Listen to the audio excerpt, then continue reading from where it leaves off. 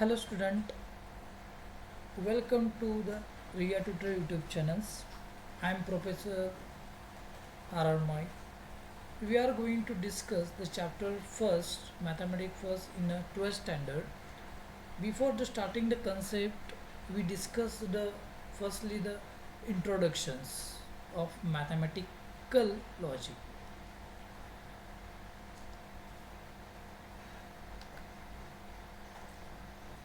The mathematics is a logic subject. Mathematics is a logical subject म्हणतात. Mathematics is logical subject का म्हणतात? Because of this is related to the logic. Mathematics is related to the logic, so it is called as a logical statement. तो logic statement म्हटलं तर चालेल. Why it is called as logical statement? की एखादा मॅथमॅटिक्समध्ये एखादे examples असतील, एखादा theorem असतील, ते आपण त्याचं ट्राय टू एक्झॅक्टनेस आपण करण्याचा प्रयत्न करत असतो, एक्झॅक्ट व्हॅल्यू फाईंड करण्याचा प्रयत्न करत असतो. आणि त्यासाठी आपल्याला लॉजिकची गरज असते, मॅथमॅटिक लॉजिकची गरज असते. And that is college, so it is college mathematics the logical subject. For exactness, आता एखादा थेरम असेल तो एक्झॅक्टली आपल्याला प्रूव्ह करत असेल, किंवा एखादं एक्झाम्पल असेल एक्झॅक्टली आपल्याला ॲन्सर त्याचं काढत असेल, दॅट इज रिक्वायर्ड प्रूफ. आपल्या प्रूफची गरज असते. आणि the proof is depend on the proper off the reasoning. आणि जे प्रूफ आहे ते डिपेंड ऑन द रिझन.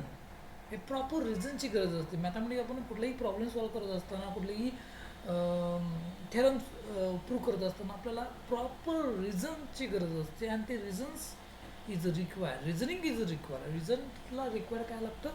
लॉजिकची गरज लागते. अँड सो आपल्याला मॅथमॅटिक लॉजिकचा अभ्यास करणे खूपच महत्त्वाचं आहे. सो पहिला जो 12th स्टँडर्डचा जो मॅथमॅटिक लॉजिक हा जो चॅप्टर आहे, इट इज व्हेरी सिम्पल आणि easy, and it is important for the CET and as well as आपल्या मॅथमॅटिक या सब्जेक्टसाठी खूप इम्पॉर्टंट आहे. Then the word of logic is derive from the Greek word logos. आता जे logic हा शब्द आहे इज इस्टॅब्लिश्ड किंवा डिराइव्ह फ्रॉम दिस लोगस. ह्या लोगस ह्या शब्दापासून तयार झालेला आहे. Which means the logos means the reason. Logos means what? Reason. Okay, लोगस म्हणजेच काय, याचा अर्थच काय? रिझन आहे. Therefore, the logic is deal with the method of the reasoning. म्हणजे logic is related to the method of reasoning. Okay. Next काय? In this mathematical logic, we have mathematical logic. The mathematical logic has been developed by English philosopher. आता mathematical logic जे आहे हे develop झालं किंवा establish by English फिलॉसॉफरने develop केलं किंवा क्रिएट केलं किंवा इस्टॅब्लिश केलं. अँड तो mathematician, English philosophers and mathematician by George Boole's यांनी हे याच्यावर मॅथमॅटिक लॉजिकवर अभ्यास केलेला आहे. And then first we are discussing the statement. Statement म्हणजे काय? मॅथमॅटिक लॉजिकमध्ये आपण पहिल्यांदा काय अभ्यास करतो की स्टेटमेंट म्हणजे काय. Statement is a declarative sentence किंवा असर्टिव्ह सेंटेन्स. तुम्ही इंग्लिश लँग्वेजमध्ये की डिक्लेरेटिव्ह सेंटेन्स किंवा असर्टिव्ह सेंटेन्स याचा तुम्ही पुरेपूर अभ्यास केलेला आहे. एखादं सेंटेन्स काय ते डिक्लेअर करत आहे किंवा असर्टिव्ह सेंटेन्स आहे ज्यापासून आपण एखादं सेंटेन्स आपण ट्रू किंवा फॉल्स एक्झॅक्टली सांगू शकतो. असे सेंटेन्स असतात की जे आपण ट्रू किंवा फॉल्स एक्झॅक्टली आपण सांगू शकतो. We can say whether is a true or false. So that sentence is called as a statement. त्या सेंटेन्सलाच आपण काय म्हणतो? स्टेटमेंट म्हणतो. But not both simultaneously. म्हणजे दोन्ही पॉसिबिलिटी असतील. एखाद्या सेंटेन्सला हे ट्रूही असू शकतं किंवा फॉल्सही असू शकतं. तर अशा कंडिशनला ते सेंटेन्स स्टेटमेंट होत नाही. Okay, understood. Next, the statement is denoted by the PQR. Statement हे डिनोट केलं जातं बाय स्मॉल अल्फाबेट PQR. इंग्लिशमध्ये अल्फाबेट असतात ना, ABC एक्सेट्रा. हे अल्फाबेटनं आपण काय करतो? स्टेटमेंट हे डिनोट करतो मॅथमॅटिक्समध्ये.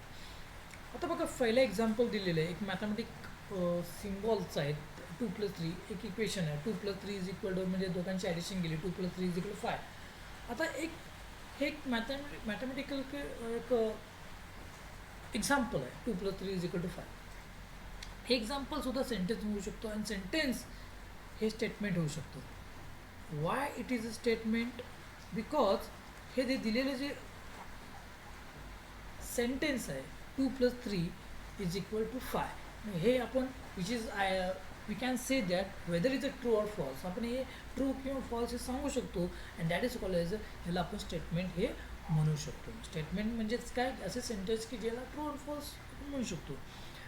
Delhi is a capital of India. Delhi हा काय कॅपिटल ऑफ इंडिया. आता Delhi is obviously Delhi is capital of India आहे. So it is a statement. म्हणून याला काय म्हणतो आपण, स्टेटमेंट म्हणतो.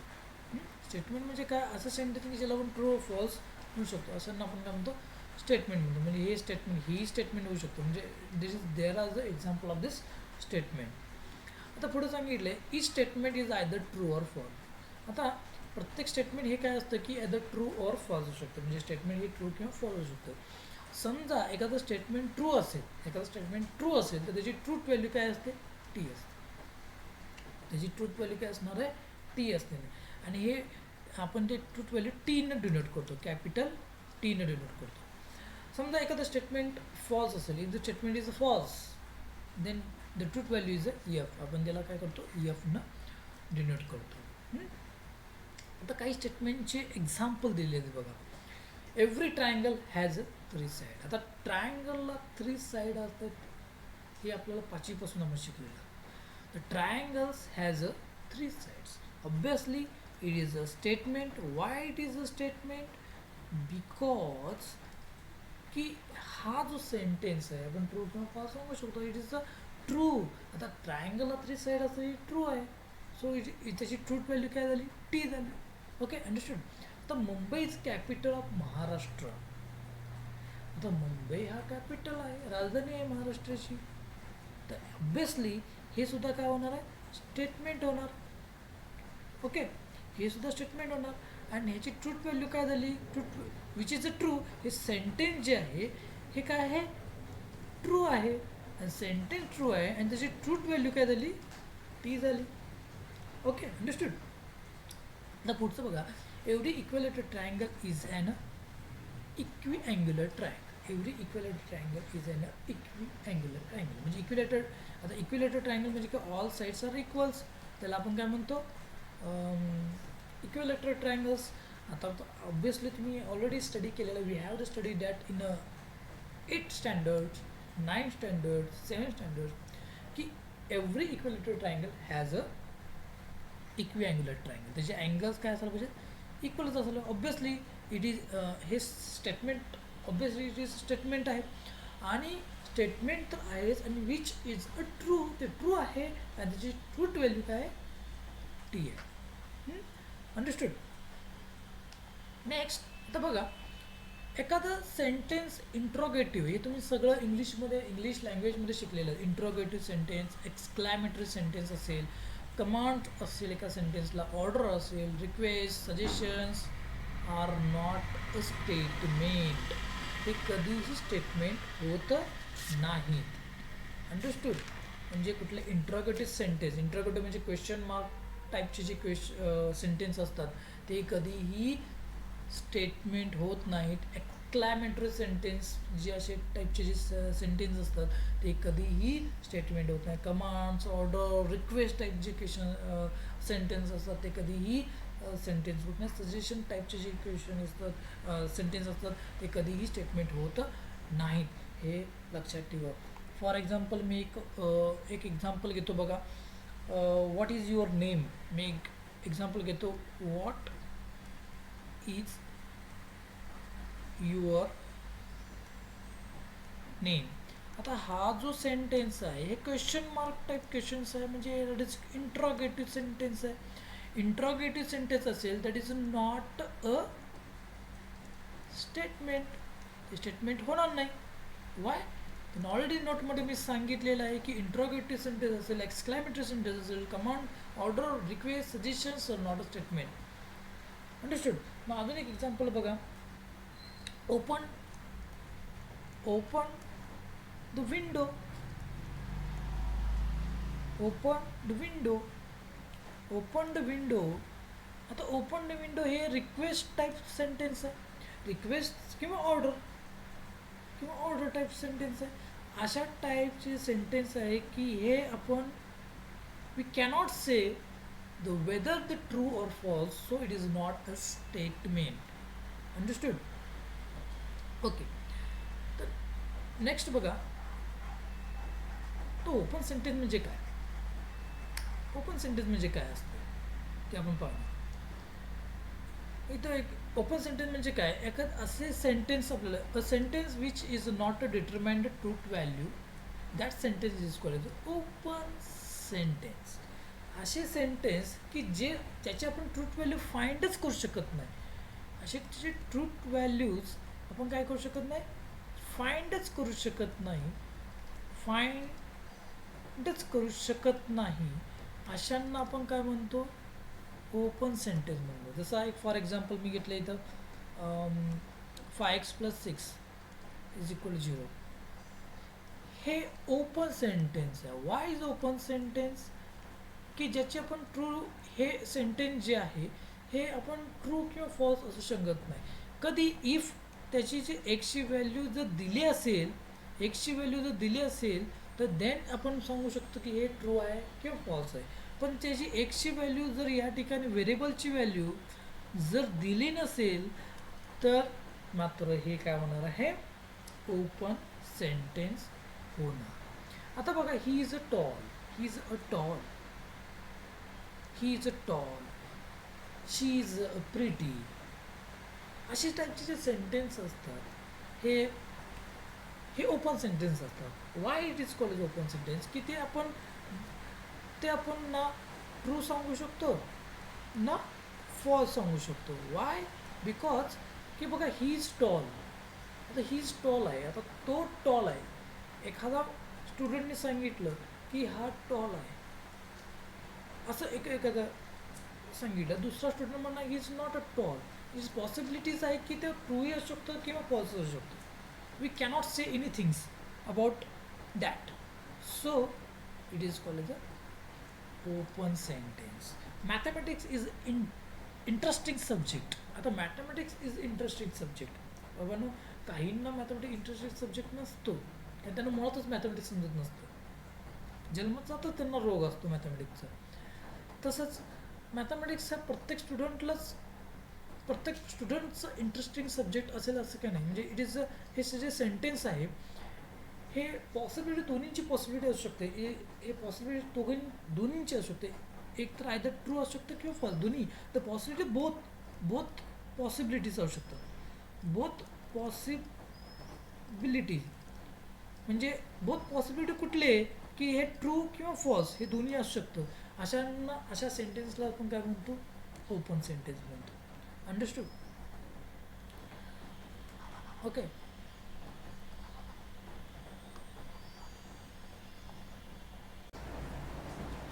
बघा, which of the following sentence are statement in logic. आपल्याला काय बघायचं की म्हणजे आपण जे सेंटेन्स घेणार आहे, की जे सेंटेन्स स्टेटमेंट आहे की नाही सांगायचं आहे. आणि त्याचबरोबर जर सेंटेन्स नसतील तर का सेंटेन्स नाही हेही आपल्याला सांगायचं आहे. जर स्टेटमेंट असेल तर हे ट्रू आहे की फॉल्स आहे हेही आपल्याला सांगायचं आहे. तर पहिलं सेंटेन्स बघा, 6 × 4 = 25. तर 6 × 4 = 25 हे कधी होईल का, तर इट इज नॉट पॉसिबल. 24 यायला पाहिजे. सो एक तर स्टेटमेंट आहे, हां, आणि ते स्टेटमेंट आहे त्याची ट्रूथ व्हॅल्यू जी आहे काय, फॉल्स आहे. आणि त्याची ट्रूथ व्हॅल्यू काय, एफ आहे. ओके.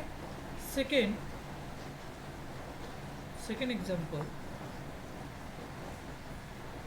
x+6 = 9.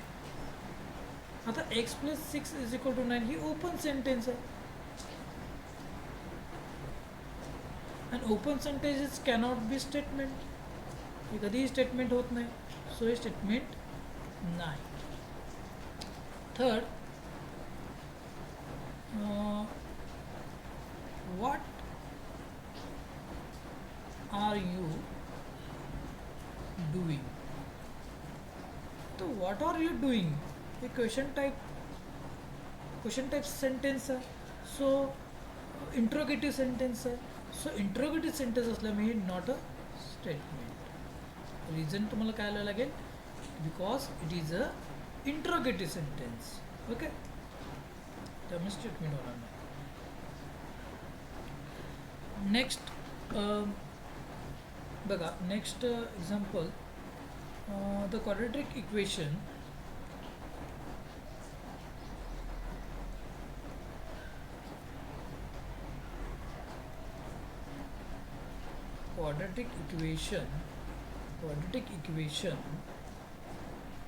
तुले x square minus 5x plus 6 is equal to 0 has two real root. The quadratic equation दिले, तर every quadratic equation has a two real root. प्रत्येक क्वाड्रेटिक इक्वेशनला कोणतेही दोन रिअल रूट असतात. रिअलच नाही, कोणतेही दोन रूट असू शकतात. आता ह्या क्वाड्रेटिक इक्वेशनला दोन रिअल रूट मिळतात. हे जर तुम्ही इक्वेशन सिम्प्लिफाय केलं, फॅक्टराइज फाइंड केले की हे जे दोन रिअल रूट मिळतात. सो हेच ते जे स्टेटमेंट आहे, हे जे सेंटेन्स आहे ते काय आहे, ऑब्वियसली हे स्टेटमेंट आहे. का ते आपण ट्रू ऑर फॉल्स सांगू शकतो. आणि जे स्टेटमेंट जे आहे हे काय आहे, जे स्टेटमेंट आहे ते काय ट्रू आहे. फिफ्थ जे काय बघा की प्लीज सिट डाऊन, हे सेंटेन्स आहे. Please sit down. तर प्लीज सिट डाऊन हे इम्पॅरेटिव्ह सेंटेन्स आहे, रिक्वेस्ट टाईप सेंटेन्स आहे. So it not a statement. हे कधी स्टेटमेंट होणार नाही. नेक्स्ट तर बघा, नेक्स्ट जे आहे 6 जे आहे की ही इज हॉनेस्ट. आता ही हॉनेस्ट हे काय येणार आहे, ओपन सेंटेन्स होणार आहे. ओपन सेंटेन्स असल्यामुळे it is not a statement. हे कधीही स्टेटमेंट होणार नाही.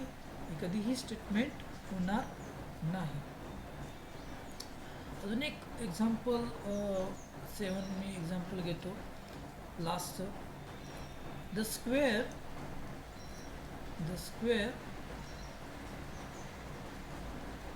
Of a prime number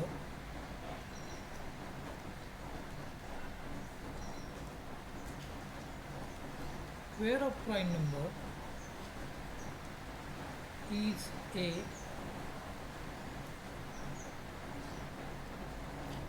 prime number. म्हणजे प्रत्येक जो प्राईम नंबरचा आपण जर स्क्वेअर घेतला तर तो काय मिळाला पाहिजे, प्राईम नंबर मिळाला पाहिजे.